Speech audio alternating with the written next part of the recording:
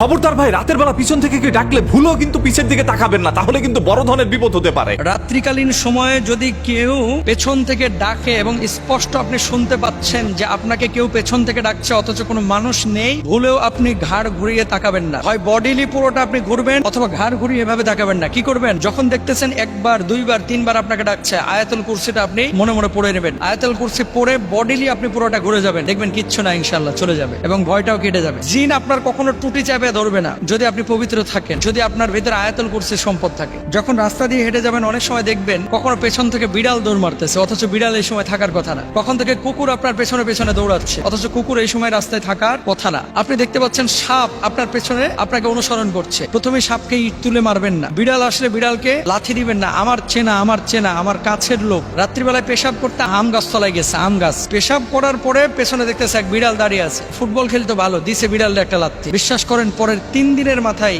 এই পাটা পুরো ফুলে গাছের মতো হয়ে গেছে। কবিরাজ দেখানোর পরে, রোকেয়া করার পরে জানা গেল কি বদজিনের আসর। ওই জিনকে যে সে লাথিটা মেরেছিল এটা ছিল জিন। জিনের প্রভাবে মানুষের শারীরিক ক্ষতি হয়, এটা সবাই একমত। জিন আছে এটাও একমত। জিন দুইটা সূরত ধারণ করতে খুব পছন্দ করে, একটা হচ্ছে বিড়ালের সূরত আর একটা হচ্ছে সাপের সূরত। সুতরাং সাপ আর বিলাই যদি আপনারা বা বিড়াল যদি দেখেন, এভাবে কেউ শুরুতে আঘাত করবেন না, তাকে তার মতো ছেড়ে দিবেন বা চলে যেতে সাহায্য করবেন। আপনি মনে মনে আয়াতুল কুরসিটা পড়ে নেবেন। বাঁশ ঝাড়ের নিচ দিয়ে আপনি যাচ্ছেন, শব্দ হচ্ছে বিকট শব্দ। দিনের বেলায় কোনো শব্দ নয়, কিন্তু রাত্রিবেলায় বিকট শব্দ, কান্নার আওয়াজ। এমন একটি রাস্তা দিয়ে আপনি যাচ্ছেন যেখানে দিনের বেলায় গাছের ডালটা সোজা ছিল, কিন্তু রাত্রিবেলায় যখন আপনি হেঁটে যাচ্ছেন দেখতে পাচ্ছেন গাছের ডালটা বাঁকা হয়ে গেছে। সেই ডালের নিচ দিয়ে যাওয়ার চেষ্টা করবেন না। আর যদি একান্ত অন্য কোনো রাস্তা না পান, তাহলে কয়েকবার আল্লাহু আকবার, আল্লাহু আকবার, আল্লাহু আকবার বলে সশব্দ উচ্চারণ করবেন 3 বার। তারপরে আয়াতুল কুরসি পড়ে আপনি সেই গাছের নিচ দিয়ে যেতে পারেন। অনেক সময় দুষ্ট জুনেরা খেলাধুলা করে এবং এই সমস্ত কাজগুলো করে থাকে। নির্জন জঙ্গল থেকে আপনার নাম ধরে কেউ ডাকছে রাত্রিকালীন সময়ে,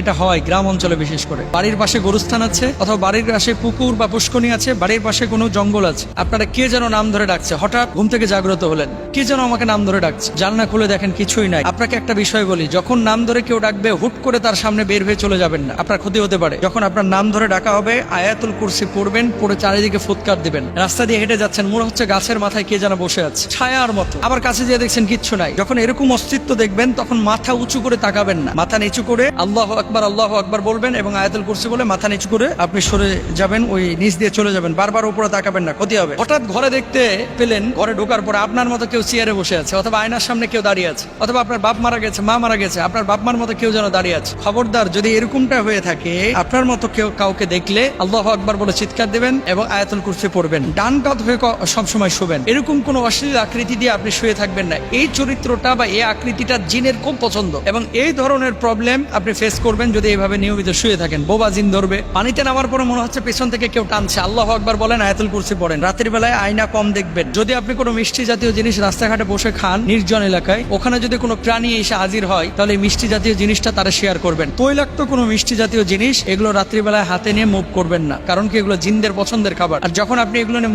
মুভ করবেন তখন আপনাকে জিনেরা অনুসরণ করবে এবং জিন, আল্লাহ রাসূল সাল্লাল্লাহু আলাইহি ওয়াসাল্লাম নিজে দেখেছেন, নবীজির কাছে জিনেরা বাইয়াত হয়েছে। জিনদের অস্তিত্ব আছে, এটা আমরা বিশ্বাস করি। এটা বিশ্বাস না করলে ঈমান থাকবে না। হুজুর খুব সুন্দর করে বিষয়টি আপনাদের সামনে তুলে ধরেছে। আই হোপ আপনারা সম্পূর্ণ বিষয়টাই বুঝতে পেরেছেন এবং ভিডিওটা সবাই একটু শেয়ার করে দেন, যাতে করে প্রত্যেকটা মানুষ সতর্ক থাকতে পারে। আসলে রাতের বেলা হঠাৎ করে আমাদের সামনে এরকম কিছু ঘটনা ঘটে যায় যেগুলো কিন্তু আমরা বুঝতে পারি না। ভুলবশত যদি এই ধরনের কোনো কাজ আপনি করে থাকেন, তাহলে কিন্তু ক্ষয়ক্ষতি আপনার হতে পারে। যে কোনো সময় বদ জিনের আচর আপনার উপরে পড়তে পারে। এই জন্য এদের কাছ থেকে বাঁচার জন্য অবশ্যই জিনিসগুলো কিন্তু আপনার সবসময় মনে রাখতে হবে, এগুলো স্মরণ করে চলতে হবে। আয়াতুল কুরসি কিন্তু সবারই ভাই পড়ে এবং সেটা মুখস্থ রাখা প্রয়োজন এদের কাছ থেকে বাঁচার জন্য। আশা করি এই ভিডিওটা আপনাদের সবারই উপকারে আসবে। যদি উপকারে এসে থাকে এই ভিডিওটা অবশ্যই শেয়ার করবেন, মতামত জানাবেন কমেন্ট বক্সের মধ্যে।